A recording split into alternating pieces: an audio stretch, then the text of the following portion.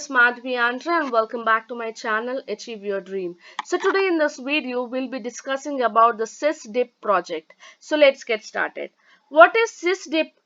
SIS-DP is nothing but it's a space-based information support for decentralization planning. The main objective is to assist the Gram Panchayats at a grass level with the basic planning inputs derived from the satellite data for preparing the developmental plans, its implementation and monitoring of activities. National Remote Sensing Center was located in Hyderabad, is a lead center to execute the project. NSRC is one of the centers of ISRO.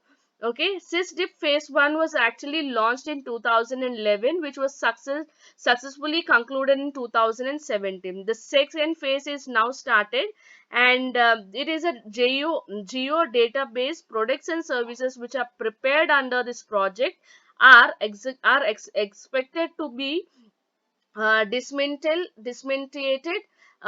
through Bhavan Geo Portal as easy to the Geo Portal developed for the database virtualization, data analytics, etc. for the benefits of Gram Panchayat members and also for the others. So this is what the SIS-DP project is all about, and that's it for today. And if you like my video, please do like, share and subscribe to my channel. Have a great day. Bye bye.